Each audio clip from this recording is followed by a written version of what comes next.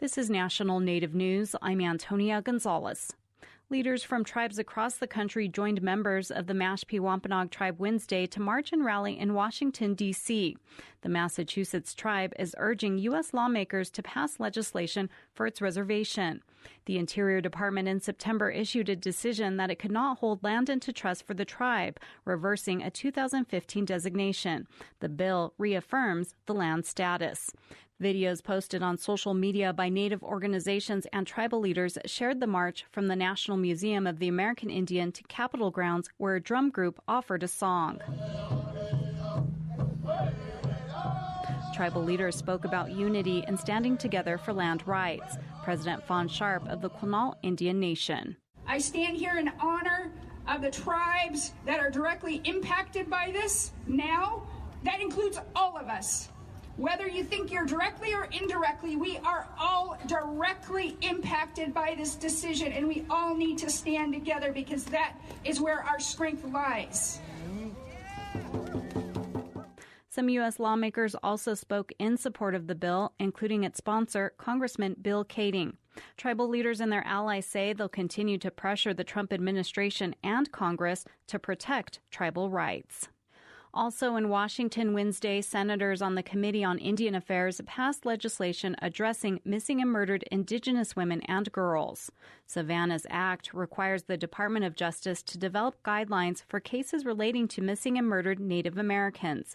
It's named after Savannah LaFontaine Graywind from North Dakota, who went missing in August 2017. The 22-year-old was pregnant at the time she disappeared. Her body was found 8 days later near Fargo in a river. She was murdered by a couple in an attempt to steal her child. The child survived and is with the father. Senators say the bill is to help other cases like Savannah's by improving the response by law enforcement and other agencies and access to data. North Dakota Senator Heidi Heitkamp sponsored the bill. The crisis of missing and murdered Indigenous women is too often unknown outside of Indian country and too often forgotten. I've been working to change that because the people inside Indian country understand this epidemic levels of violence against Native American women, and we cannot continue to ignore it. And so in October, I introduced this legislation, hopefully, which will be a good first step, not the end product that we need, but definitely an effort to bring awareness and an effort to get down to some data collection that we think will make a huge difference, and also provide that immediate response to women who have gone missing. Heitkamp, who lost her Senate seat in the midterm election, will not see the implementation of the bill. She urged her colleagues not to let the issue slide. The advancement of the bill came on the same day as a new report was released by an urban Indian group on the epidemic of missing and murdered Indigenous women in U.S. cities. The bill now goes to the full Senate for consideration. Navajo voters who were impacted by ballot shortages on Election Day will be allowed extra days to vote. The Farmington Daily Times reports the tribe's election board authorized the extra days. Voters can inquire about casting a ballot now through November 21st. Confusion over a ballot initiative is one of the reasons the election administration has given for the shortage, which resulted in the reissuing of ballots at some polling places. The election board has dismissed the election administration director, saying the office needs new direction. I'm Antonia Gonzalez.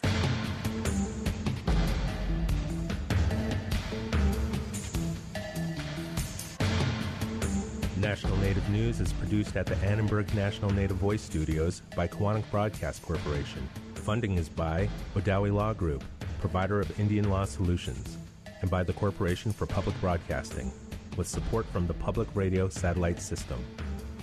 From northern Minnesota, Red Lake Nation Foods is pleased to support this show and share the bounty of the harvests, wild rice products, and wild fruit jams, jellies, and syrups produced by American Indians and available at redlakenationfoods.com.